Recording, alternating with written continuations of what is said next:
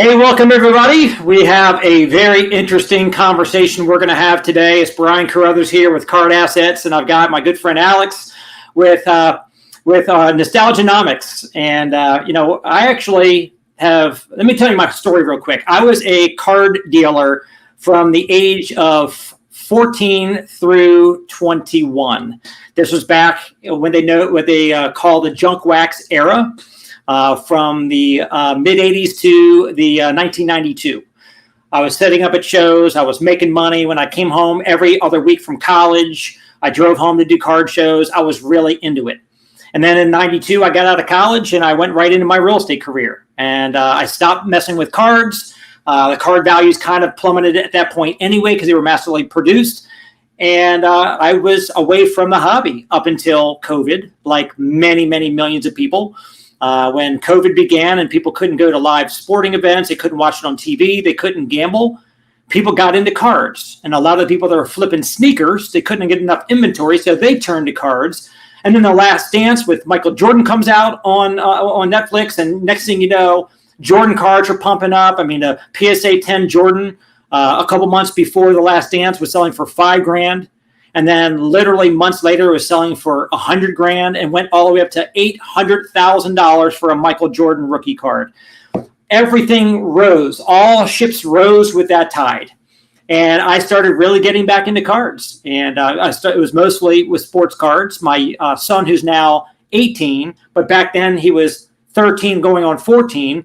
He was younger and he was into Pokemon. So he opened my eyes to the Pokemon realm. I started going on YouTube and I started seeking out who is in the Pokemon space that I can learn this thing from.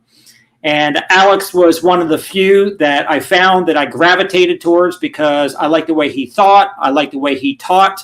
I learned a ton about Pokemon investing through Alex. So I wanted to hop on here, Alex, with you today so we can talk about the kind of the state of the hobby, the state of the investing part of it. I know there's a lot of people that are all into, it's kind of divided. Like some people are like, I hate investors. I just want to be a collector. Stop messing with the prices. I want everything to stay low so I can afford to buy the pretty cards I like, which is cool if you want to be a collector. I'm a collector and I'm an investor. And I rarely sell. We've actually been setting up at shows for the last couple years, about 3 times a year, my son and I. So I'm a collector dealer, a collector investor dealer, kind of in that order. And I think the collector and investor part of me is a little bit schizophrenic because I'm kind of a hoarder. Like I don't invest and then flip out of it and take my profit. Truth be told, I make a shit ton of money. And I've got a lot of money. So I don't do what I do in the card space because I'm trying to make profit to earn a living. It's more of a fun thing. It's a challenge. It's a thrill of the building the collection, building my portfolio. So all that being said, Alex actually makes a living in the card space. And so I think we have some different perspectives, some different reasons why we do what we do. And I think it'll be a really fun conversation. So, Alex, I would love for you to maybe share with my audience. Your audience knows you very well by now, but share with my audience, if you will, a little bit about your story, your background, how you came into cards, and your journey up until where you are today. Well, man, I mean, the first thing you kind of hit on a little bit, like state of the card market, like it really is depending on who you ask, right? I mean, if you ask like some people, depending on when they got in or what prices they bought at, they're going to tell you things are terrible. You talk to some people, depending on when they got in, where they got in, they're going to tell you everything's great. The length of time you've been in this hobby is going to greatly affect your opinion on, how the card market's doing. But yeah, man, I mean, I started collecting at kind of, you said there's like a divide. I would say I was a collector. I was spending money 9-10 years ago when I got back in the hobby. And it wasn't until a friend of mine, kind of found my collection, wanted to start collecting himself, and I was helping him, that I realized everything I had been buying the last year or so had all risen in value, and it kind of both clicked in our minds. And so we both, kind of rushed in and started, I would say investing, buying things in hopes of, future appreciation. And so that's kind of how it started. I would say back in like 2016 is when I really considered myself starting to invest. And yeah, I mean, there's always going to be ups and downs. There's always going to be some parts of the market. It's just like a stock market. There's some things moving while other things are falling. There's some things stagnant. But now, back then, was there a lot of volatility in 2016 like there is today, or is it a lot more stable and steady? I would say 2016. I wouldn't say there's as much volatility, but we were definitely starting to go through a growth phase. But it was nothing like we saw during the COVID times. It was nothing like we see sometimes now with some of these pumps and dumps we see. But it was definitely a growth phase back then where it wasn't uncommon to see 20-30% growth on your items or boxes or cards in a year. Yeah. Interesting. So since COVID, so 2020, the height of the market, it seems to me, you can correct me if I'm wrong, I know for sure sports cards, but maybe was it Pokemon also? Was it February of 2021 that we saw the peak in all card markets? We saw the peak in all card markets, but it's kind of strange with Pokemon. The modern Pokemon, like the stuff that was released, I would say like 2014, 15, 16 on till through COVID and after COVID, a lot of those boxes have actually even started to eclipse their all-time highs back during COVID. A lot of the older stuff, the vintage stuff, hasn't really made it back to their all-time highs, kind of like sports hasn't. But there is some things now starting to eclipse those all-time highs, so that's a good sign. Yeah. And so you're doing. Tell me about your model. Like you're doing YouTube content. It seems like almost daily, but several times a week. And you've got. What else do you do? How have you made this into a business for yourself? Yeah, I mean, Pokemon's one of those things where it's very low margin hobby or business, whatever you're in. And so, it's all really depends on the volume you do. For people who sell like sealed product, they're operating on razor thin margins. You got to do so much volume. I take it, a lot of my business is based on buying collections and finding like raw cards that I can grade. Grading's a big thing in all trading card games, sports cards. You put that card in a piece of plastic and it gets the right number, and now it's worth exponentially more. So I make a lot of my income on that side of things, buying and breaking down collections or grading cards. And then I usually put that income into sealed product and hold that long term because sealed product just has a lot of things going for it. The longer it's out, less of it exists. The scarcity kicks in, it goes out of print. And inevitably people want it, whether it be box breakers or whether it be just collectors, people wanting to open it themselves on a birthday or Christmas. And when none of the stores have it and Pokemon isn't printing it anymore, the only people to come to are the people who own it on the secondary market. And the price is just, they've always risen over time since the beginning of this hobby. And, so that's kind of what I do with the income. But yeah, I mean, there's the content side and all that. That's also another form of income, but that's kind of what I do on the card side. Yeah, that's awesome. And by the way, let me just future everybody in this conversation as we get going here. We're going to be talking about some of the drama. There's a lot of stuff going on in the card hobby, both in sports cards and in Pokemon and non-sports. But let me just address what you just said. So, and this is something that was very attractive to me. I teach on a lot of stages. I've spoken on stage with Tony Robbins and Magic Johnson and Richard Branson and Pitbull and all kinds of incredible. I've got a big event I'm doing tonight live, a webinar. I've invited my friend Grant Cardone on, and people are like, "Oh, I don't, why do you like Grant Cardone?" Well, you can learn from everybody, whether you like a person or not. Grant's a good guy, and so my point is that. What you mentioned about card sealed product always going up. I'm all about making money, and I teach people about making money. And that's my money mindset book has become a bestseller. I love helping people to get on the other side of money. And the great thing about our hobby is you got broke people that are in the hobby. You got rich people that are in the hobby. You got people that are kind of middle class that are in the hobby. Some people are collectors. Some people are dealers, like they're trying to use it as a way to buy cards and flip cards and make a profit to be able to make a living, which is nothing wrong with that. And then you got people like me where I do a little bit of that, but it's mostly buy and hold. Like Warren Buffett is not a stock trader. Warren Buffett is an investor. He buys it because he thinks the long-term prospect is big, and he'll buy it and hold it for many, many years. Other people are day trading or even trading stocks or futures or whatever, like by the second. They'll buy it for $2 and they'll sell it for $2.03. And if they had enough shares in that transaction, you can make some pretty good money. And so I'm more of an investor. I don't do a lot of trading. I will tell you, let me tell you what I did this morning. So we got to hit on that because that's crazy. So, Thursday and Friday of last week, the stock market was really, having bad days. I wake up this morning and the Dow is down like 800 in pre-market. The NASDAQ's down like 700 pre-market. I'm like, oh my gosh, this is going to be a bloody day. And by the way, there's certain people that understand that the best opportunities are found when blood is running in the streets. Sir John Templeton talked about that. Get greedy when everybody else is being conservative and vice versa. So sometimes you got to be a little contrarian. So when blood is running in the streets, that's where you find the best buying opportunity. So this morning, I've never owned NVIDIA. I've got I've got a great portfolio. I've made tens of millions of dollars in the stock market since 2001. But I'll tell you, when I saw NVIDIA, and I've been watching NVIDIA for the last year, and it's cranking. It's a major tip of the spear in the artificial intelligence, the AI space, and I want to own it. They're dominating that space, and it's going to be a big thing in the future. So this morning, I'm like, all right, I'm going to go ahead and grab 500 shares of that. It was trading at roughly, $100 on Friday, 107. It was down like $15. It was down to like $92 and change this morning. So I put in an order for 500 shares, and I'm done. Well, I go back into my account to look how much more cash I've got sitting there to see what else I want to buy for my wish list. And my cash amount is minus $5 million. I'm like, what in the world? So I go and look at my portfolio, and lo and behold, NVIDIA is like one of the top, one of the top holdings. And I'm like, well, I bought 500 shares. And I realized I typed in 50,000. So the lesson of the story: don't start buying stuff when you're wiping the sleep out of your eyes and you haven't got any caffeine in you and you mess up. So I messed up and I bought 50,000 shares, over $5 million worth of NVIDIA stock.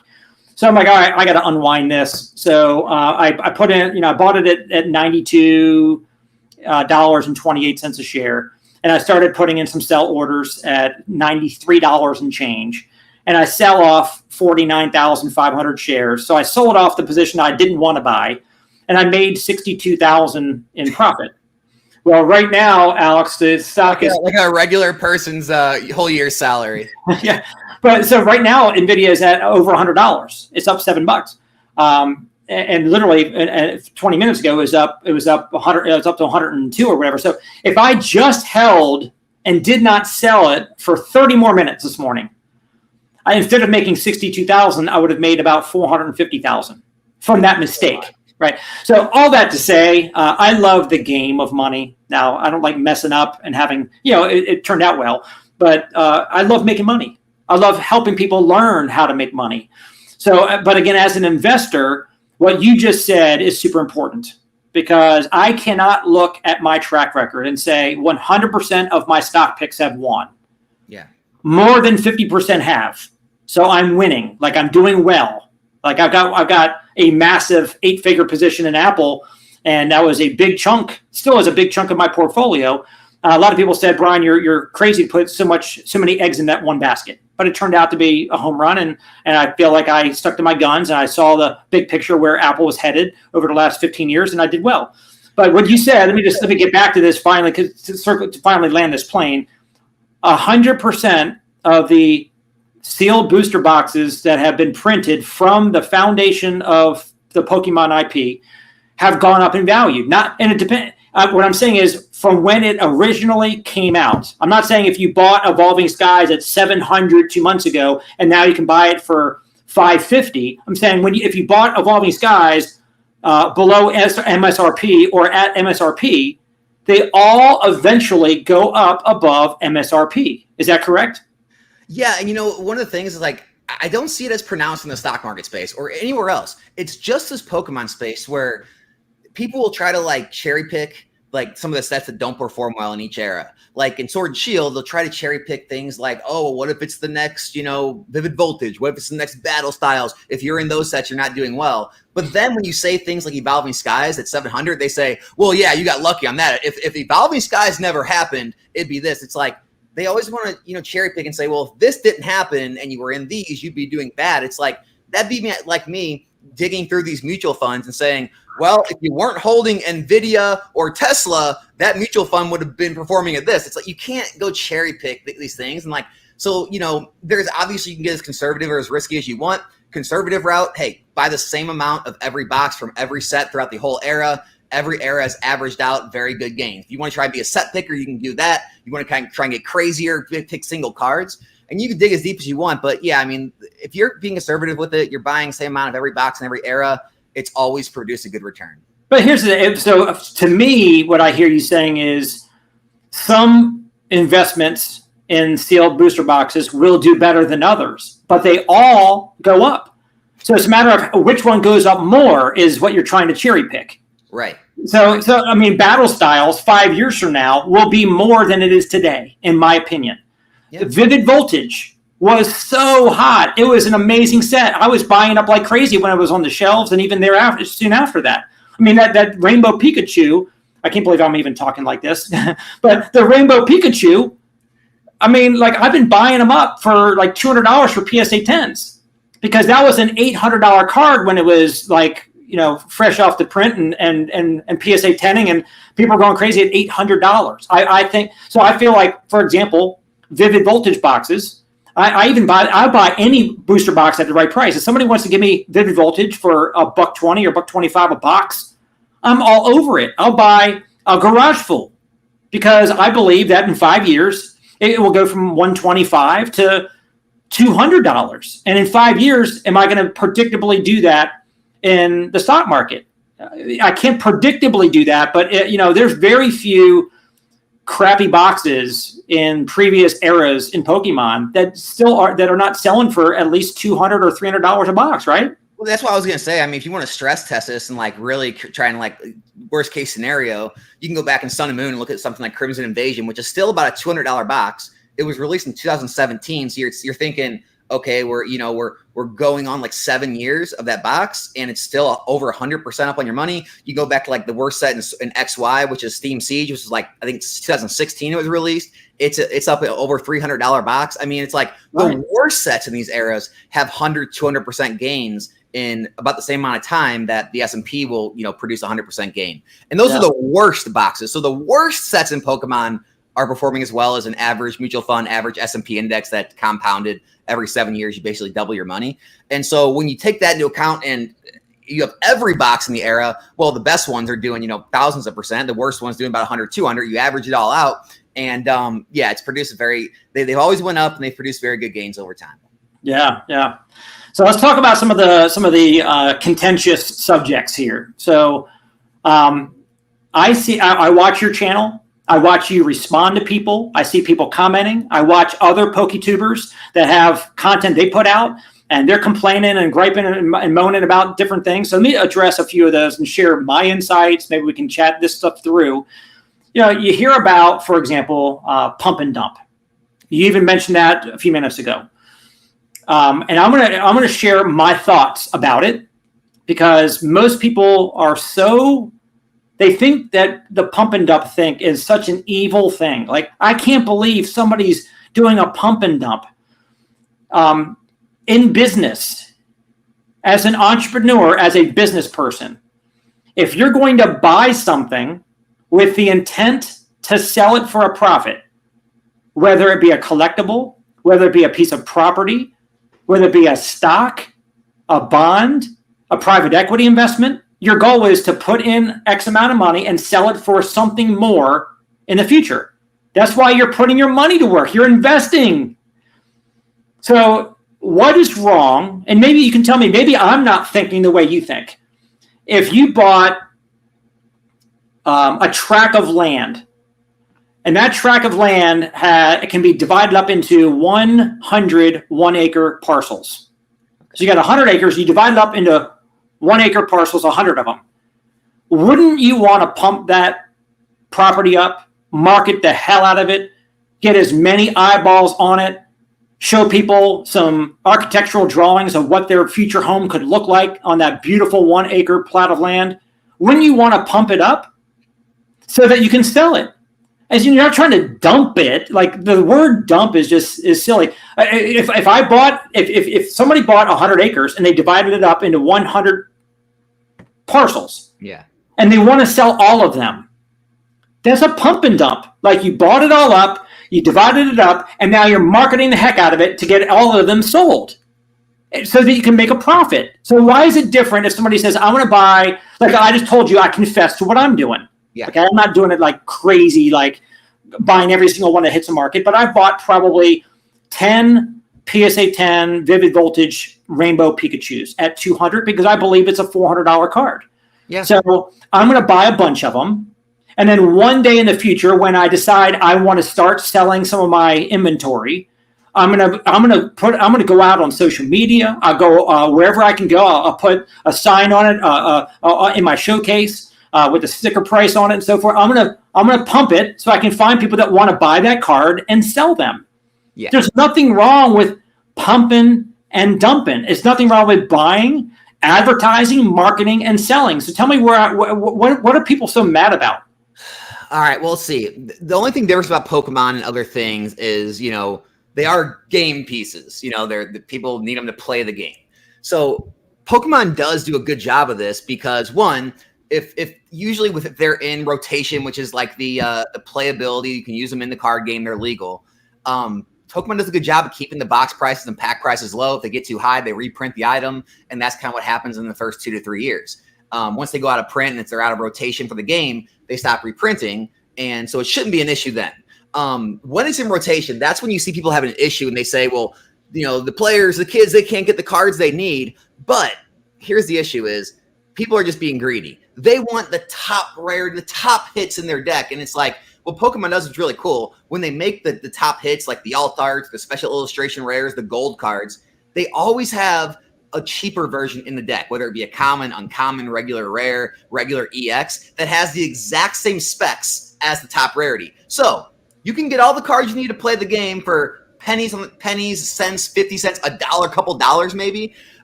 People just get up, they try to make it more than what it is. There's really no issue with it. But I think, so I don't know why everyone gets so upset about it. I think the biggest thing people get upset about with the whole pump and dump wording is when they see like buyouts of cards. So like new set comes out and you'll see 100 orders all in one day on one specific card, and it makes the chart shoot up like this. And then, over the next week or 2 weeks, you see it, continue to drop down in price as more of that product hits the market and people, get it less and less. So I think that's more of the pump and dump. Maybe people are still getting mad that, I'm making a video that I think a certain set has possibilities to rise in value, or I see potential here based on the price point, based on the amount of supply left, based on the age. But I think the buyouts are what's getting people a little more upset these days than anything else. Well, so I watched people accuse you of pump and dump just about every time you do a video about anything in particular. Yeah. Whatever the set is, whatever the single is, whatever it is, there's people in your comments going, here's an Alex pump and dump, here's an Alex pump and dump. I'm like, I just feel like there's some low level. Brian, here's the best part about that is 4 years ago when I didn't have a channel, these were the things, the same exact stuff I was saying in these online forums, in other people's comments, and other online, discourse websites. Those were the things I was either getting laughed at or banned for saying and like leaving charts, leaving statistics. Like these are the things people are getting upset about. But now, like since I started a channel, I have my own platform. Now I'm a pump and dumper. It's like it only nothing changed, but like where I was doing it and like the following I had. It's this. I've been saying the same stuff for years. That's the funny part. So I want to help people because I believe that thoughts are things. And your happiness, everybody wants to be happy. Not everybody is happy, but most people, we have a wiring as a human being that we want to be happy. So a lot of people, unfortunately, gravitate towards or default to being unhappy. Like instead of being happy for Alex and grateful that he's given you some insights that you can take in things that he says, take in what other content creators are saying, and inform your opinion. Form your thesis on what you think that's going to happen with this, investing in this product, this card, or this box, or whatever, and then make an educated decision. Instead of being grateful for that information, people, the people that don't think well, they go into attack mode. They're like a victim, and they're just mad at the world, and then they lash out. And I want everybody to be happy. I want them to enjoy the hobby. I want them to be successful in investing on the financial side of cards if that's what they're choosing to do, whether it's sports cards or Pokemon or whatever. So here's the way I look at it.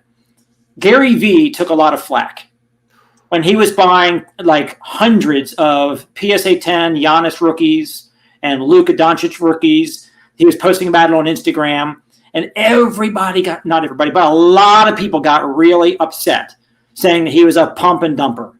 He was using his influence to get everybody to go buy those cards to inflate the value in order to sell them.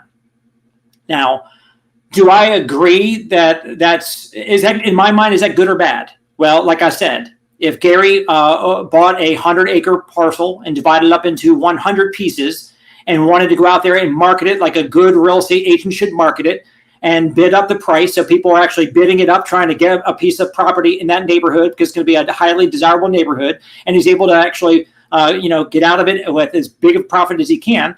That's business. That's what all of us do. Now, here's the challenge. And by the way, if the next year, the next 3 years, that property values go down, it's not his fault. Well, here's the thing. Where market price at that time. Yeah, but here's where I believe the contention exists. If Gary creates a track record of pumping up certain cards and extracting a lot of value out of those cards because he used his influence to be able to get the price to go up, and then they came right back down after he sold out his inventory, and if he does that for a long enough time, then his followers that are watching him are going to say, I'm aware of what's going on here, and I'm not going to jump in on the next pump when he's actually marketing something he's invested a lot of money in a bunch of inventory of. I'll give you an example. Something that I just saw this morning when I was evaluating why is the stock market, having such a bad day. Warren Buffett with Berkshire Hathaway unloaded 1/2 of his position in Apple in the second quarter of this year. They just made that public, that half. He was the number one shareholder. I forget how much he had, like $200 billion worth of Apple shares. I mean, some crazy number. Here's the thing. Is he a pump and dumper because he was telling everybody how big of his share, his massive stake in Apple? And for the last several years, everybody has known that Warren Buffett believes in Apple. He's buying up all these shares, and then he sells it. Did he do something wrong? No. He executed on his plan. I'm going to buy at this price. I'm going to ride it this long. When it gets to this place where I need the cash, I'm ready to exit because I feel like the better days are behind it, or whatever his reasons are, he sold it. Nothing wrong with him doing that. Now, so everything else that we watch Warren Buffett put his money in, we got to know, okay? If we get in near when he gets in, we got to realize what's his typical time horizon. When's going to be his exit? Because when he exits a big position, it's going to affect the market price of that equity for that moment in time. Yeah. So if I go out and buy 1,000 PSA 10 of a certain card, and while I'm buying up the inventory in the marketplace and it's becoming less available, the price will probably go up. And if I have influence in the marketplace, which I don't in the card space, but if I did, and I start telling everybody how great this card is, every collection should have a PSA 10 of this one, people are probably going to go out and look to find it and buy it and bid it up so they can get their hands on one. Yeah. And if I'm selling some of my inventory or even all of my inventory when that's going on, again, I don't believe that there's something wrong with that. Now, I would say I don't have many followers on this YouTube channel at this point, so I don't have that many people who are going to yell at me because they don't agree with me. But I'm giving some perspective from a mature investor mindset. I'm 53. I've been investing now for, let's just call it about 25 years. Yeah. So with that being said, I just think that whether it's buyouts, whether it's pump and dump, whatever the case is, people look for opportunities to buy a card at a certain price and sell it at whatever point they want to sell it at a profit. And people have to decide when they're buying cards. Or they're buying it because right now it's hot and everybody wants one. They can choose to buy it when it's hot, or if they believe that people are just pumping it up and at some point it will come down in price, you can just wait. Yeah. Like you don't need the card today. 3 months from now, it might be lower. What are your thoughts? I mean, it's like if we're talking about like other things, like, food, medicine, like housing, like we can get in all sorts of morality conversations. It's cards. It's Right. cardboard. No one needs this stuff. So obviously that conversation is all out the window. Secondly, you hit on a good point. Like the whole Gary Vee thing. As a content creator, if I'm putting out bad advice or I'm making videos that are getting people hurt and they're constantly losing money, they're just not going to watch. They're not going to follow me. Like they're not going to, if they don't see success, it's just, you're going to fail anyway. Right. Also, if I'm doing these things and they're not successful, I'm going to fail. As far as like the sealed product, you can go back and look at all of the data on in history. So it's like, other than the COVID, wacky things happened during COVID. Everyone knows, like it was happening every market, watches, sports cars, how it was happening everywhere before COVID and after COVID.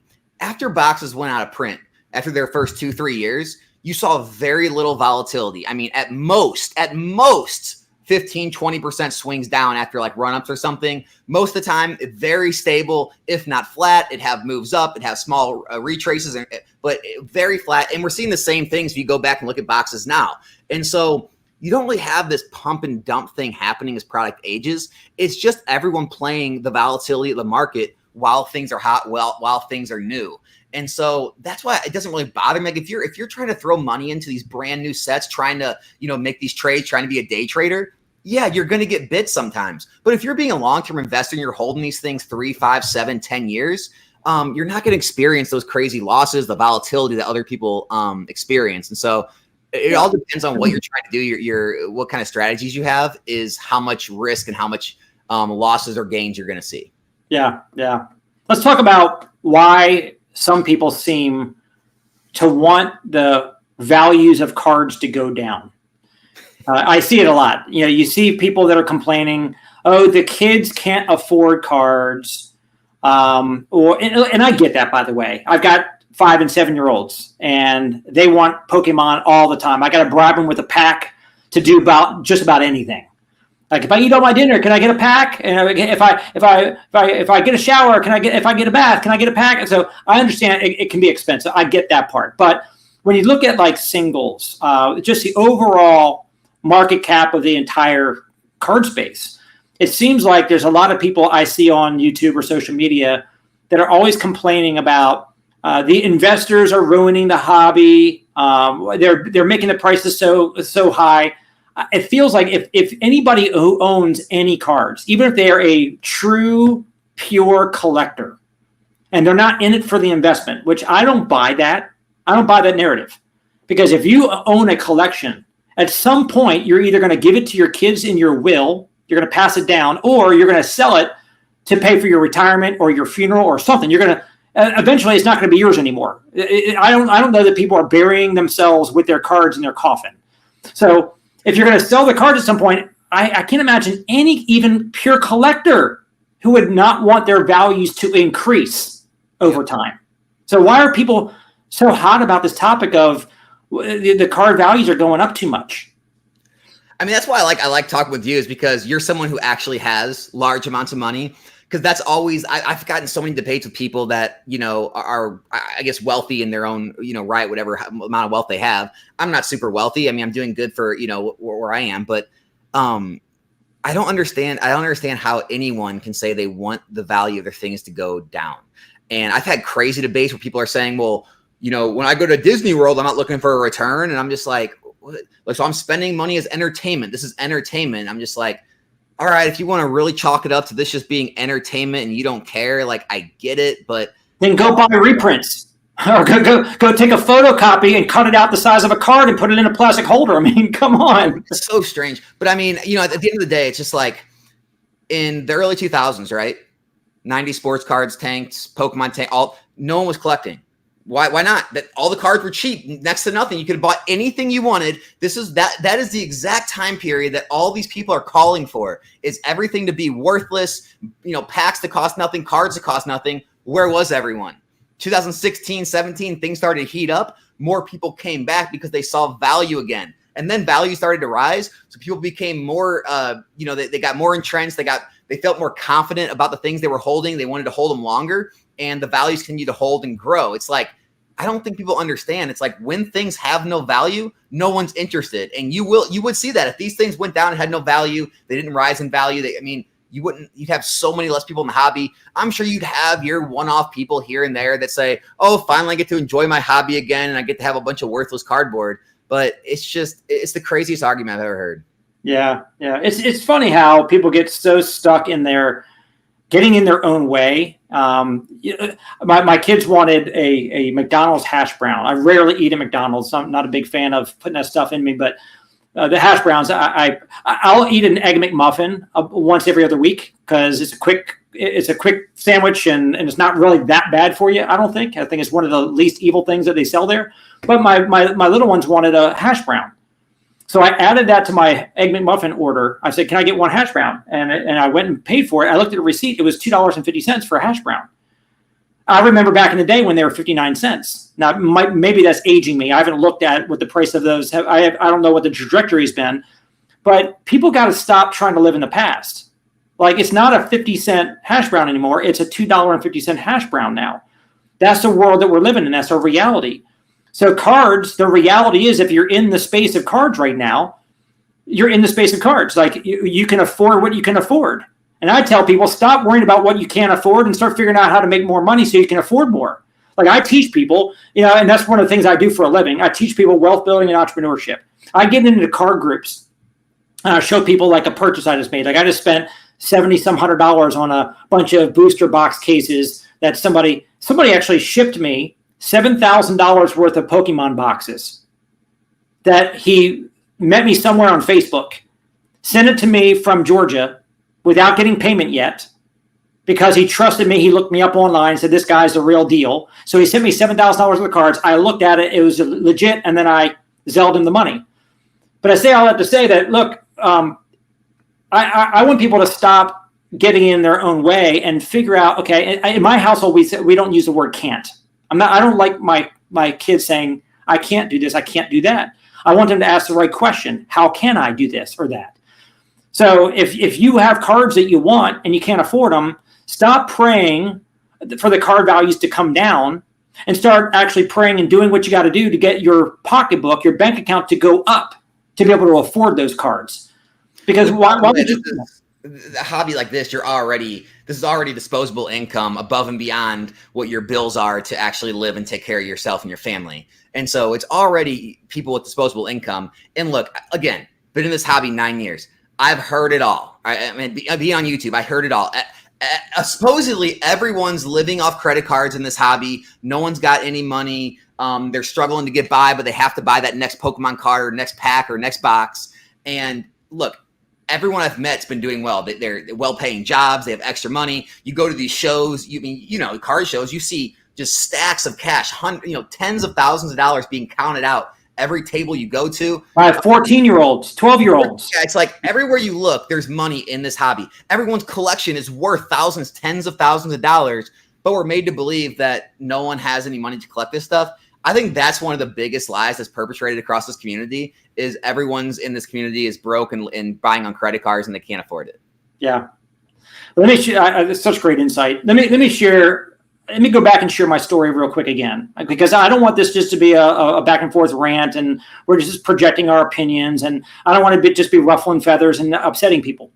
I'm a dealer in hope and opportunity. I want people to see a future. I want to put people in a new pair of shoes. Like I want people having a new vision for their future. That's what I do for the last 25 years. That's why I wrote my books, and that's why I teach what I teach. And so the bottom line is that when I see people in comments underneath of people's posts, their videos or whatever about cards, I see people that are struggling. They want to be like that content creator, or they want to have a bigger collection. They want to have the flashier cards. They all want more, right? So they gripe about certain things because they're being held back by circumstances. They don't have the bank account to be able to do certain things, or maybe they bought something at a high and it was a pump and dump, and then the price went down, and they got caught in that, and like they feel like they got bamboozled, whatever.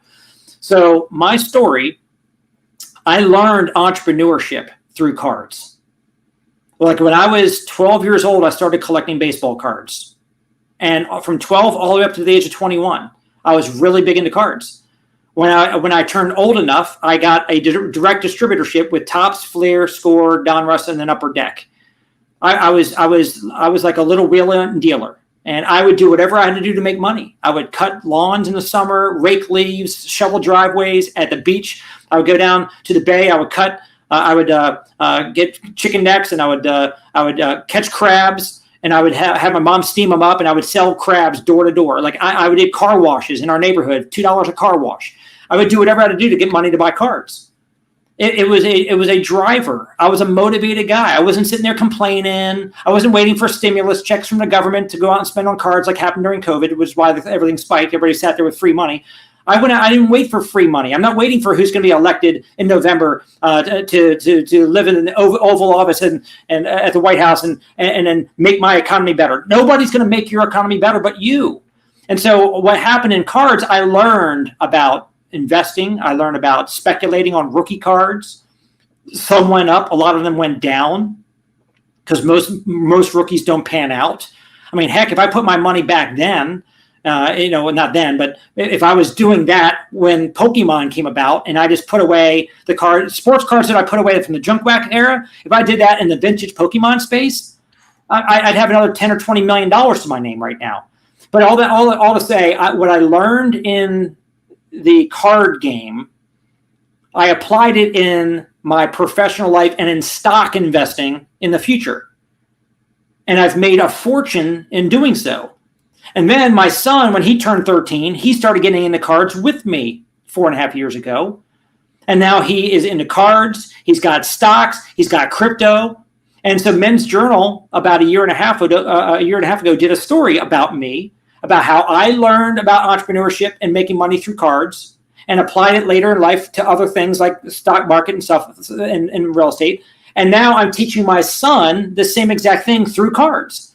Yeah. So I just want everybody who's watching this right now who are into the card space. Yes, it's fun to collect cards that you like, artwork that you like, or in sports, the athletes that you like. If you're doing it for the love of the cards, you're doing it for the investment reasons or whatever, you can't separate the two because the money you put into cards can go up or down. And then you can apply what you learn from that later in life or even now in life in other vehicles to help you financially build your future, to build your net worth. And so hopefully this is a conversation that people can come away from it going, all right, I got to stop looking at this and finding a reason to be mad at everything that's going on. And instead learn, Tony Robbins put out a book about this thick called Money Master the Game. Mm-hmm. My money mindset book, where is it?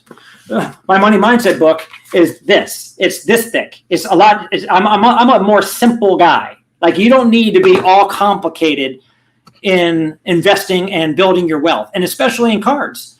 With athletes, John Morant can wave a gun around. My position in John Morant went from 20 grand down to 10 grand when he did that on Instagram. Okay, so Joe Burrow got injured. His prices went down by 50%.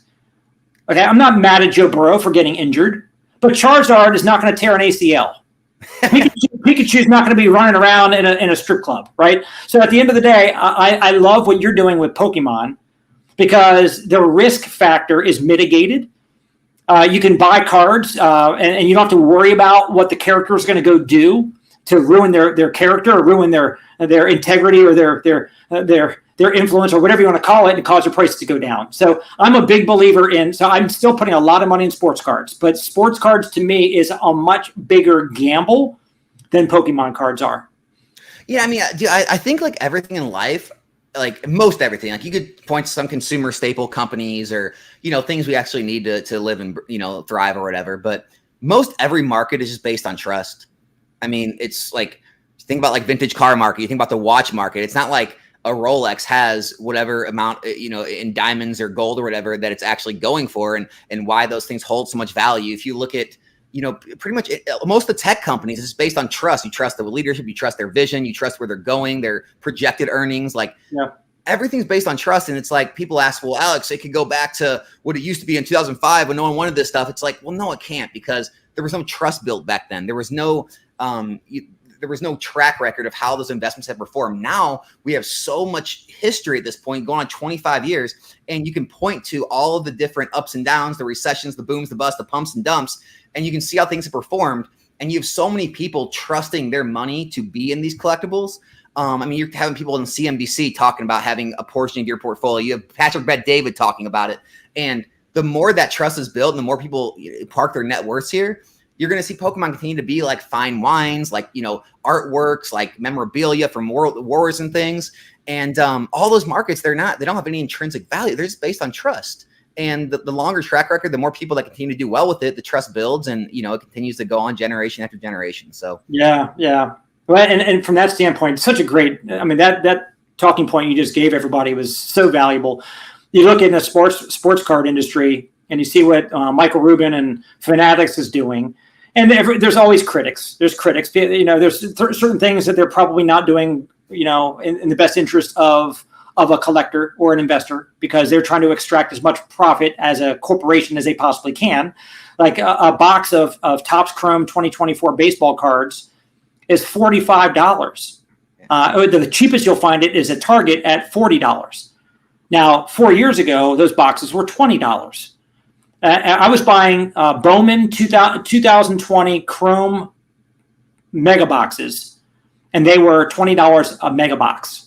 Now a mega box is $45 or $50, depending on where you're buying them. So at the end of the day, you deal with that, and that's just and you can look at inflation and everything else that's going on. The cost of a Five Guys little cheeseburger. I like to buy the little cheeseburger there. It's $9.69 for a little cheeseburger. So we can complain about everything with regards to what stuff costs these days. But my point is, what they're doing, what Fanatics is doing, to make cards way more mainstream, to bring millions and millions of more people into the card hobby, doing what they do, advertising at live games and doing stuff. They've got a Fanatics Fest now. There's one coming up a week or two from now up in Manhattan, up in New York City, where they're bringing athletes in and they're making it entertaining, and there's cards that'll be there. So I think that the hobby itself is going to expand on the sports card side. On the Pokemon side, it's like the IP seems like it's just getting stronger and stronger. I mean, my kids have friends that are in Pokemon, but what makes me excited about the future is when I went to a roller skating party for one of my son's friends from school, and one of them was wearing a Pikachu shirt, and they were all sitting there having cake. There's like 10 of them there, and I asked them, "Hey, raise your hand if you collect Pokemon cards," and 2 out of 10 raise their hands. That means 8 out of 10 still have not discovered the hobby yet at age 7. Hey, Brian, I just got back from coasting the trip to the East Coast. We're in the middle of Times Square, and there's a big giant Pikachu dancing around in Times Square on a Friday night in New York City. It's like, and that's how big this stuff is. I was up there for a Collecticon in New Jersey. It was about 1:30, 2 o'clock in the afternoon. The food there was trash, so me and my wife left to go get lunch. And there's still a line wrapped around the building because the venue had hit capacity because there were too many people wanting to attend this event. Like, that's the level that we're getting to in these hobbies. And I guess where I'm going with this is the IP of Pokemon in general, not just the cards, but the whole asset of Pokemon is just getting bigger. As the population grows, there's just going to be more and more people, more and more kids that are discovering cards. So what I believe that I witnessed happen is the people that were in their teens or younger at around the year 2000, when Pokemon cards first basically came out, when base set came out, 99, 2000, those kids in the last several years are older. They've got jobs, they've got discretionary income that they were able to put into the nostalgia of going back and buying the cards that they tried to collect when they were younger. And everybody back then wanted a Charizard. So the PSA 10 Charizards went through the roof. Even the base one, not even the shadowless one, got up to whatever 5 figures. So the bottom line is, I believe that everything happens in cycles and waves. And I think that the COVID explosion in Pokemon and in sports cards, but let's just talk Pokemon for a second. All the kids that got into Pokemon when they were at home, they couldn't go out. Everybody was quarantining. they're all getting into cards. Those people with those kids that when they, 20 years from now, when they've got jobs and they've got discretionary income and they go back into the nostalgia, especially into what I think the Sword and Shield era, and they want to go get some Fusion Strike or Chilling Reign or Lost Origin or Evolving Skies or whatever, they're going to want to go back and buy those cards. And the booster boxes, 15 years from now are going to be nowhere near as plentiful as they are today. I think the prices of those will be skyrocketed. The PSA 10s of those cards are going to be, now obviously people nowadays now know to keep their cards nice and grade them right away. They didn't do that 20 years ago. So the population of pristine cards will be a little higher than what that last wave was in 2000 into the COVID. But I especially, that's why I follow you, man. I mean, you're like the guy that I go to when I want to see what's going on in Pokemon and where I'm going to put my money. I believe the sealed product of Sword and Shield in that circle back time, 15, 20 years from now, when all the kids are now grown and they're going back getting nostalgic again, I think Evolving Skies is a $3,000 box then. I think the Chilling Reign and the Fusion Strike and all that are $1,000 boxes then. Tell me I'm wrong. Yeah, I mean, here's the funny part too is like people come up with these reasons on like why things could all downturn, right? It's just like, the more things change, the more things stay the same. Like, what do you think? People reach a certain level of income or they reach a certain age where they say, okay, I'm done with my hobbies. I no longer want to collect anymore. Like, it doesn't happen. Usually you become a bigger version of what you're already doing. If you're, an avid golfer and you get more time, more money, you play more. If you're into Pokemon and other collectibles and you have more disposable income and you have more time, you get more enthralled into that hobby. And so like, it's only going to grow from here. And then bringing in new people with all the marketing they're doing. I agree. One thing we got to at least talk about, it's the elephant in the room. The one thing that's starting to get a lot of people worked up. We got to talk about the CT scanners. No one's worried about scanning their body for medical reasons. They're all using it for scanning packs and boxes now. Let's talk. Yeah. I got all of my, Shadowless first edition base cases out. I've got 17 cases of first edition base. And there's a place up in Connecticut, I believe, that's got these CT scanners. What? Yo, dude, my son and I, we ripped 17 cases of first edition, and we've got them all ready to go get scanned. We're going to pluck out all the Shadowless Charizards, and then we're going to dump the rest. Because I'm a pump and dumper who likes CT scanning. I'm joking, right? So, I don't own a single pack of that stuff. People are getting so freaked out. I mean, you had me going. But look, I mean, it's sad that people always try to find a shortcut. They try to find a way out. Like, it's just cheating, right? So, you get out of life what the karma gets you. So, are people always going to try to find a way to scam the system? Whether it's getting out of paying taxes or try to figure out how to, time something. I know I'm just babbling here. When you brought that up, it kind of triggered me because I don't know. I mean, I saw the website where they're charging like $70 to do a scan on a pack or whatever it is. Well, now it's like down to 15 or something, but it's not like I don't know. I haven't even been following it close enough because it's so, I don't think it's as big of a deal as people are making it, but yeah, it's 15 for some level of service, 75 for the top level. I don't know. All right. So for my audience, that is not your audience. So my audience that will be watching this, they have no idea what you're talking about. So you can actually run a pack of Pokemon through a CT scanner and get a pretty good idea of what card is or is not in there. If you know what, like, for example, the Charizard artwork looks like on that hologram, then the CT scanner can pick up whether or not that card is in there. First of all, the people that are actually providing this service are losers. They're dorks. I don't know what words, adjectives I'm allowed to use before YouTube's going to actually say, not let people see this video. But they're just losers. Like, it's like forming a business, teaching people how to scam the IRS and get out of paying taxes. It's like they're scammers teaching people how to scam. Because here's the thing. Here's the problem, my audience. If I have a booster box of 36 packs and I run them all through the CT scanner and I find the pack that might have that Charizard in it, I pluck that one out, I open it, and I get that good card, and I sell off the other 35 packs knowing the good card's not in there. That's BS. That's not right. I agree that there should be some backlash against that. So I don't mind people having a problem with it. But when I go on YouTube and I put in my Pokemon search, I don't want to see every single freaking person talking about this one topic. Okay, you know what I want to see? I want to see what Alex is talking about, how he feels about the Scarlet and Violet booster boxes and where they're headed and where the Sword and Shield is going to be going. And so again, yeah, people talk about that stuff. People talk about all kinds of different drama. I'm glad you brought it up. What are your thoughts on it? So here's my thoughts. My thoughts are, the older booster boxes get, the more they're valued off their scarcity and the collectability of that sealed item because they become so scarce. And the price really gets separated from the actual estimated value of the cards inside. And so, like, just going back to Team Up, right? Team Up was released in 2018, I believe. I could be wrong. Could even be 2019. But 2018, 2019, Team Up was out, okay? Top card in that set's a Latios Altart. I just looked up the prices on my phone to make sure I was getting this right.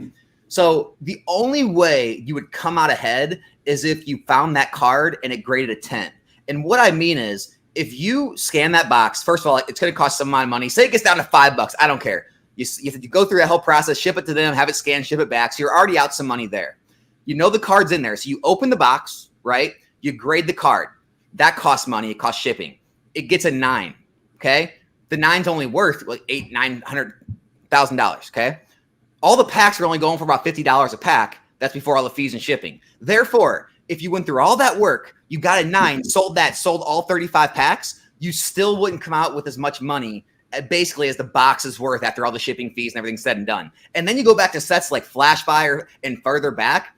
The boxes, as you get further back and the older they get, 5, 10, 15, 20 years old, it makes less and less and less sense to even do this. You basically are gambling that you're not only going to get that you're going to get the 10, and it's very hard to get those 10s the older you get. And so I think people are very overestimating how much this is going to be used. And I think the people that do use it are probably not even thinking clearly. They're probably going to come out behind most of the time. And I don't think it's going to be that big of a deal. I think the biggest people that are in danger are people holding a lot of heavy packs that are guaranteed hollows that they've weighed and everything, because those packs, yeah, it's really easy. They're already outside of a sealed box, so they don't have any premium on them. So yeah, scan them. You open the most expensive one, sell off the others.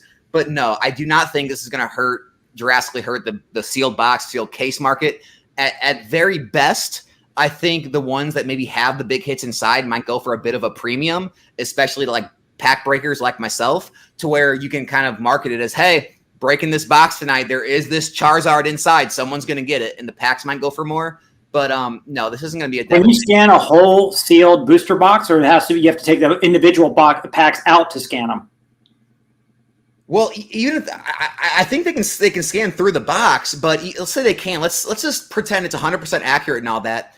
It still doesn't always make sense. Like, you look at the raw price for a lot of the top hits in these sets, and then you also take into account the price of all 35 other packs. A lot of the times, it doesn't even equal up to what the booster box costs. And that's what throws people for a loop. Is they say, well, then that box is overvalued. People are overpaying for it. It's like, no, the box itself, the sealed nature of having a box 10 years old still intact, that in and of itself is the collectible. It's not what could be inside, it's the box.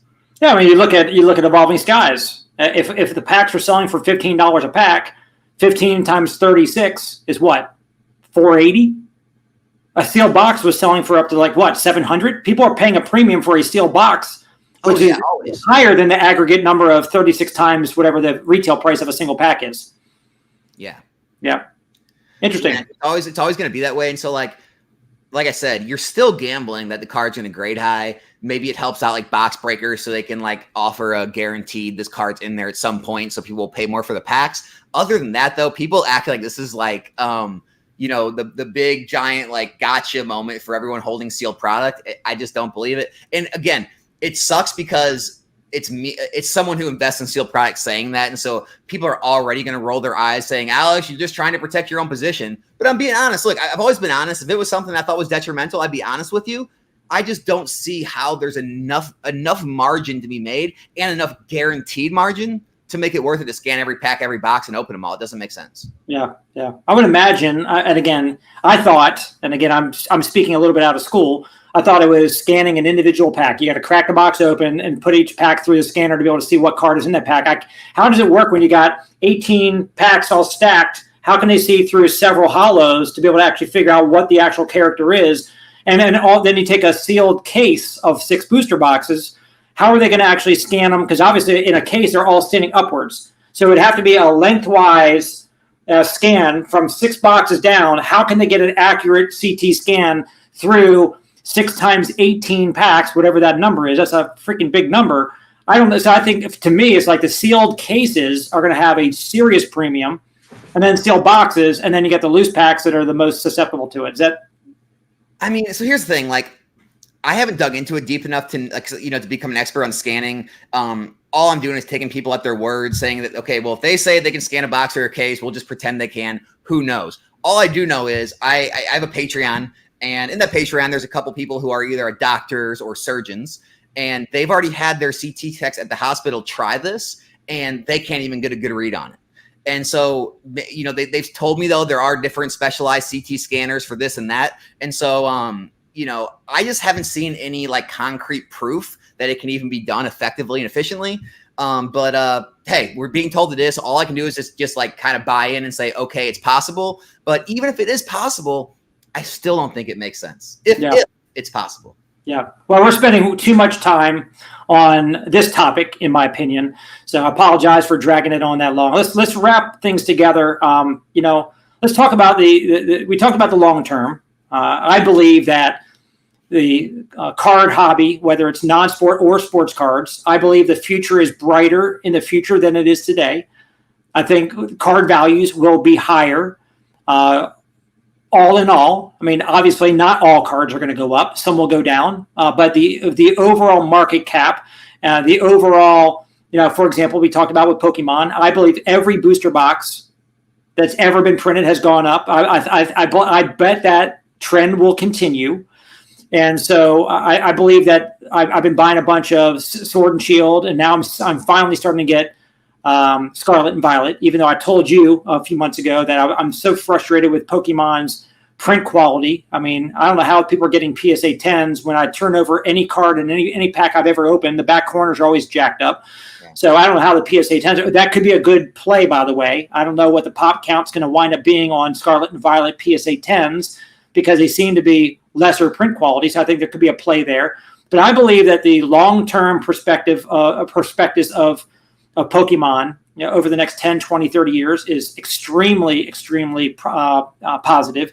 And on sports cards, again, and for my sports card collectors, investors, I would caution everybody that most players don't turn out to be a GOAT.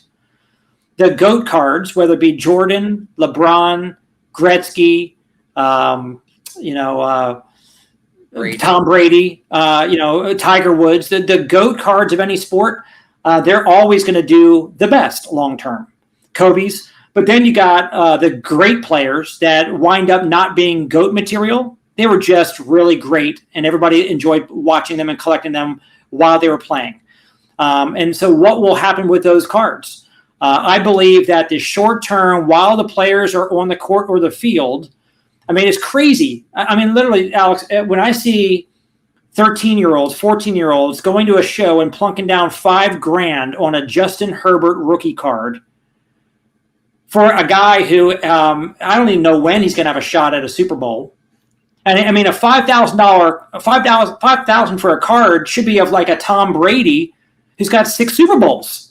Justin Herbert may never win one. And when people are speculating and the players are exciting to watch, I believe that's when the hype is going to be there. The values are going to be inflated. And you got to be very careful. And I believe in sports cards, you've got to be a better timer if you want to get in and get out. I put $2,500 down on a one-of-one James Wood baseball card from 2023 Bowman. I bought it at a show last year for $2,500. He got called up by the Nationals literally a few weeks ago. I was hoping he was going to have an explosive start, have some home runs in his first few games, get all the hype around him. I was going to flip it for $5,000. Well, he's batting .260. He's not doing that great. He's doing decent. He's not a flop, but he's not a superhero right now. He's not an Ellie De La Cruz. And so that card, I'm not sure what I can get for it now. Maybe $1,500. So there's more gambling, in my opinion, that goes on in sports cards than there is in Pokemon. And so I think it's singles in general. Like it's pretty, there's a lot more gambling. Like, let's face it, like 99% of every card printed in every hobby is basically worthless, like dollar or less cards. It's all common, uncommon, irregular hits, regular rares, regular players in sports. And so there's only that like cream of the crop, that handful of cards from each era that end up standing the test of time, seeing consistent growth. Like you go to XY, you go to Sun and Moon, Sword and Shield. There's going to be those cards that see consistent growth, year over year, time over time, that people are always going to want to collect. You come to the hobby, you just find the hobby now. You're going to want to go back and collect these specific cards. The other ones you kind of leave because you don't care as much. And then, obviously in that first like 1, 2, 3 years, when you talk about sports, you're trying to predict the rookies. There's always going to be that volatility there. And so it's like, you can kind of play that game. And if you want to take those profits and put it in the sealed, because sealed's going to be that long-term game. And the thing about sealed is it's boring. And especially for content creators who are trying to, pump out content all the time. And people who watch all this content, that's why you see all these people kind of get fed up with it, is because they're talking about it. They're looking at it. They're getting on TCG Player and checking their listing every single day, and it's not moving. It's the equivalent of you getting in your 401k every day of your life and looking where your 401k is, right? Yeah. If you look like every year or two, every quarter, it's like, oh, okay, I made 5%, 10, 20%. That's how boxes are. You're not going to see like this income source from them. You're not going to see these gigantic 100, 200% spikes that you see in other things. And so you have to decide what you're looking to do. If you're looking to try and make those plays and make income, make the big scores, if you're looking for, kind of a long-term passive investing strategy, that's kind of what sealed's for. Yeah. No, I love it. And so, and I hate to sound like I'm so down on sports cards and so up on Pokemon, but that's your thing, man. What happened? Well, no, I love the sports. Here's what I love about sports cards. It makes me want to watch the games or watch what happens in the box scores afterward. I follow the players. People say, what's your favorite? Your form of sports betting? Yeah, it's my form of sports betting. Absolutely. People say, well, who's your favorite team? I'm like, I don't have favorite teams. I have favorite players. The ones that I like, I invest in them. But here's the problem with sealed in sports cards. If you don't hit the right rookie in that sealed product, the product becomes so low. Like right now, you can find 2021 Topps baseball boxes that used to sell for $30 a box. You can find them for $12 right now because there's no good rookie in that class. Like if you have a 2021 Pokemon box, it's selling somewhere higher than MSRP. It's higher than you paid for it. In sports, if it's a flop and there's no good rookies in it, then it goes down. Like I for example, I bought a bunch of 2020 football sealed product, Prism, Mosaic, Select, and I feel confident in that product because there are so many opportunities for somebody to be a massive superstar, whether it be Herbert, Joe Burrow, Jalen Hurts, Tua, Justin Jefferson, CeeDee Lamb. It's one of the best rookie classes of all time that I can ever pinpoint. So hopefully somebody in there turns out to be like the next Aaron Rodgers, Tom Brady, or something like that. But there's other, 2021. It turned out to be a flop now. 2022, Trevor Lawrence, who knows? 2023. Brock Purdy is the best it's got. And now the newest class with CJ Stroud. If CJ Stroud has a bad year next year, you'll be able to buy that sealed for half price. So Pokemon, from an investor standpoint, I'm all on Pokemon. From a collector, enjoying watching the players, following them all through the season, and speculating on hitting a home run and getting a card to go from $50 to $300, I enjoy the sports cards part of it. So, and as a collector, you actually want your cards to have value too. Isn't that novel? Isn't that crazy? Well, I enjoyed it. We've been on here for over an hour. I'd love. And by the way, whether you're on my channel or Nostalgianomics, this is my first time ever saying this. I watch you do it all the time, but like subscribe, okay, hit the notifications. My plan is always keep on coming back to bring some cool stuff to post in my channel to bring value. Here's the thing. I never say anything to rub anybody wrong on purpose to make anybody feel bad. But I'm a big believer in growing pains. If I go to a seminar and I spend a couple $100 to go sit in a seminar for 5 hours learning from someone who I respect, whether it's a Tony Robbins or a whoever, okay, I hope I come out of there feeling a little bit beat up, feeling like I disagreed with something that was shared on stage. Because if I come out of that event and spend half of my day that I'll never get back and spend that money to be there, if I walk away going, oh, I feel so warm and fuzzy. I already knew everything that they just shared from stage. He just validated me. Then I gained nothing. I grew none. I want growing pains. I want somebody on a stage or on a webinar or whatever. I want them to say something that causes me to feel a little bit, ruffled. I feel like, I don't necessarily agree with that. And I want to listen to that person's perspective and see if I can come away with maybe changing my mind about something or maybe doing something a little bit better. And so when I talk about some of the things today, I don't want to say, well, it's the low level people that are always complaining about everything. I truly want everybody to be happy. I want them to enjoy, whether it's collecting or investing or both, like I'm both. I want them to enjoy it and stop looking for everything that's wrong and look for what's right. We can always find wrong things. Kamala, Donald Trump, there's wrong things about both of these people. I can call them both clowns. One of them is going to be our next president here in the United States of America. So I can sit there and look for everything wrong in each of these candidates. But instead, I've got to say, okay, well, one of them is going to be president. And I got to figure, I hope that I can find some right things. I hope that one of them is going to get in and make this economy better for more people. Give more people better paying jobs and help people with their health care and close down the border and all the different things that are important to me or to you. The same thing we need to do in this hobby. Go support the positive content creators.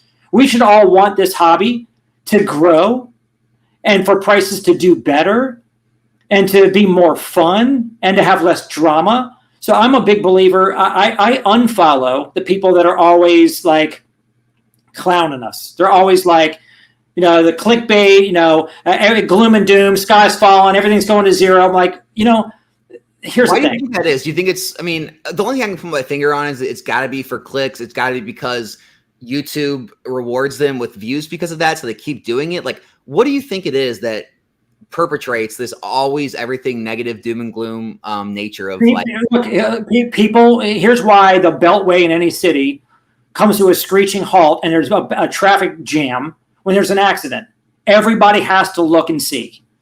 Like anytime there's something wrong, like people are glued to the news channel when a war's about to start or something was said by somebody who's famous or whatever. Everybody is drawn to the negative. The news channels these days, all of them, by the way, NBC, Fox News, CNN, they all have different narratives, but they're all putting out negative stuff about the other side. Why? Because their job is no longer to report the facts, to report the news. Their job is to get people to click and watch. They want views. They want viewers. And people will watch even if it's just negative, negative, negative. And you wonder why people have become so negative. This is my life. I talk about this all the time. I study this. I help people be high performers. As human beings, we've become so engrossed in the negative stuff going on around us. It defocuses us. It causes us to lose our productivity. And then people go down this wormhole of getting drawn into the drama, and they stop focusing on being productive.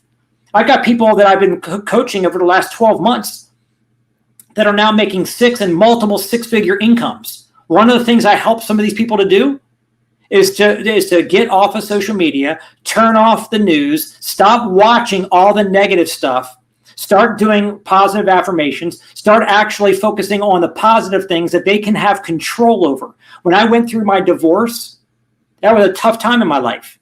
I cried buckets of tears during that season of my life.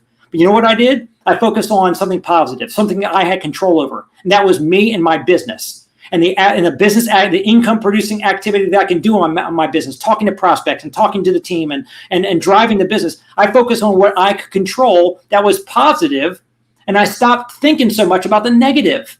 So anybody that's in here watching this right now, if you want more out of your life, if you want to make more money, you want a better collection, you want a better relationship with your spouse or your kids, or you just want to be a happier person in general, stop getting attracted. Stop letting yourself hit those clickbait, thumbnails. If somebody's, it's like another thing like the negative people have done is they've attached a negative connotation to anything positive.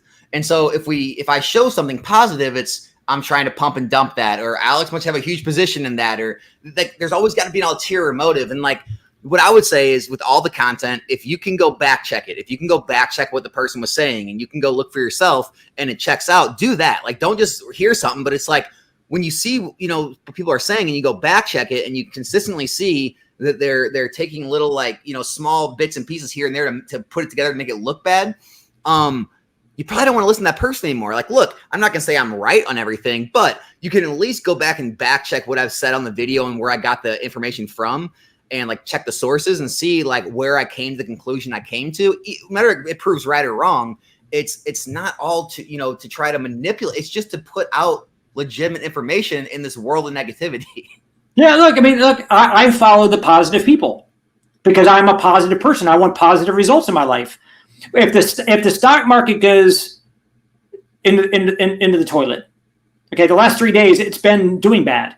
If you want to spend all day watching that car crash, watching that train wreck, it's not going to make you happier. It's not going to make you better. It's not going to make you profits. So look. I would rather go find a channel where the person who's delivering some content is sharing what is the silver lining to what's going on. How can I profit from the downturn versus, oh my gosh, the world is ending. Your investments are going to zero. I don't want to hear my investments are going to zero because no investment into cards will ever go to zero. Like no box of Pokemon will ever not be able to get at least $1. Like so the people that are just sky is falling, I would just encourage everybody. Your associations are working on you even when you don't realize it. The people you spend the most time listening to. This is a big lesson. We're going to end with this, okay? Your associations are working. It's called the law of associations.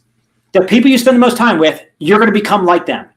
Yep. Write down on a piece of paper right now, everybody. Write down the names of the people you spend the most time with. Just write their names down. Next to their names, write down their approximate annual income. Draw a line underneath of it, add up those numbers, take that number, divide it by 5. That's their average income. That is your future income. You're going to basically become the average of the 5 people you spend the most time with in your life. If they're broke, you're bound to be the 6th one. If they're millionaires, you're bound to be the 6th one. If they drink, you'll drink. If they smoke, you'll smoke. If they curse, you'll curse. If they go to church, you go to church. You just become who you ever see people hang around their pet so much they start looking like their dog? I mean, it's just how it works. So here at the end of the day, if you're watching 5 YouTubers that are constantly picking out the negative in everything, finding some reason to create some content to put in front of your eyeballs, that's going to be drama, it's going to be victims, it's going to be all the sky's falling. Guess what? Your future is going to be a crap show. Your future is going to be falling because that's what you're getting around. Get around positive, you'll get positive. Hang around negative, you'll get negative. If I were some of you guys, I don't know who you all follow on YouTube, but there's certain ones I've already blocked them. Like I'm not following them. I won't look at their content because all too many times sometimes it's just negative, their content and their thumbnail. Sometimes their thumbnail is negative, but then their content's positive. And I'm thinking to myself, that person, in order to get views, is hurting the hobby. Because look, we're all humans. And we hear something long enough, we start to believe it. Why would we want millions and millions and millions of card collectors to start believing that everything's going to zero? That's going to cause a prophecy to be fulfilled, and everybody's going to start panicking and selling their cards, and then the price goes down, down, down, down, down. And the only people that would want that are the collectors that want everything to be worth nothing so they can have all their pretty cards. Yeah, it goes back to what I said. Like you have to really watch yourself because when you say things like Evolving Skies is going to be a $3,000 box in X amount of time, right? There'll be people out there, the negative people, and they'll get their whole audiences and the whole group to act like you're crazy and you're trying to, do something nefarious here. But it's like when you say things are going to drop, you're seen as like, oh, okay, yeah, that makes sense. That's realistic. Like, but when you think things are going to do better, you're unrealistic. But when you think things are going to drop, you're realistic. That's the other weird thing they've convinced people of. Because so many people have been programmed. They've allowed themselves to be programmed that things are bad.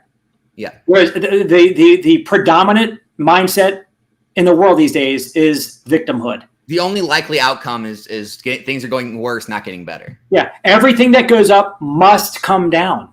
Right. I hear that all the time, and it's not true. Why what's that?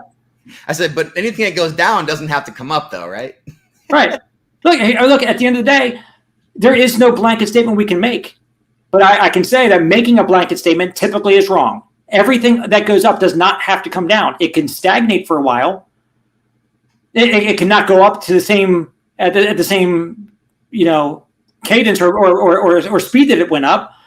Some will come down, but it doesn't start at $1, go to 1,000, come back down to $1 again. This is not the law of physics or this is not gravity, right? So anyway, I've got my opinions. We all have our opinions. Everybody's got one. Everybody's got another thing too. Okay, so I would leave people with keep people accountable. Like, you've heard doom and gloom your probably your entire life, no matter how old you are. There's people on the media, online, YouTube. Everyone's always talking about all these doom and gloom scenarios. And what happens is when they don't happen, when they don't apologize, they don't say they were wrong, they don't take responsibility, they move on to the next thing, they kick the can down the road. Okay, the world didn't end in 2012, the world didn't end in Y2K, let's just keep kicking down the road, and they'll just keep coming out with a new disaster that's going to be coming, and no one ever holds them accountable for everything they got wrong throughout the way. So if you start holding the people you're listening to accountable, you'll start seeing how many times it didn't pan out,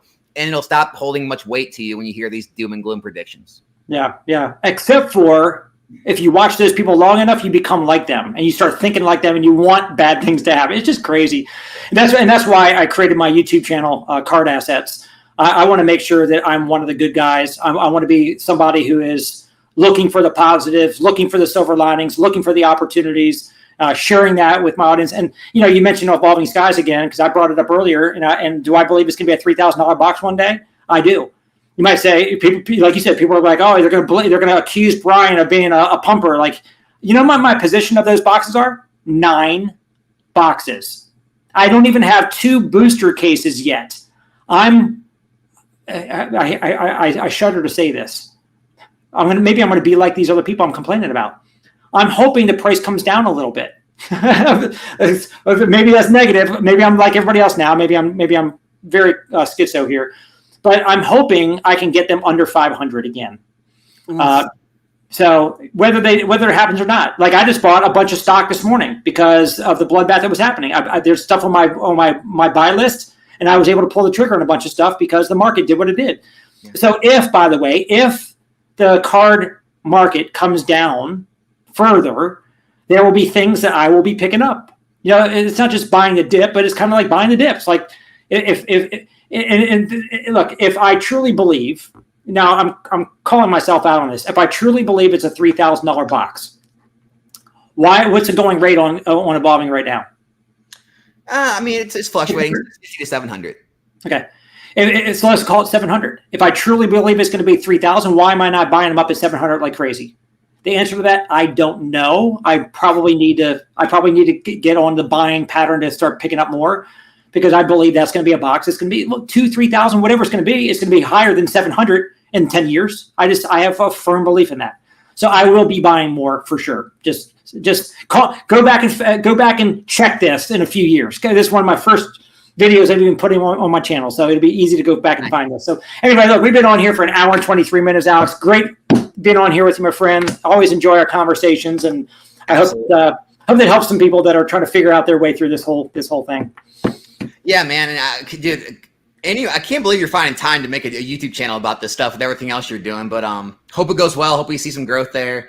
And more and more positive voices in the hobby. It's always welcome. Awesome. Everybody, have a great day, everybody. Later.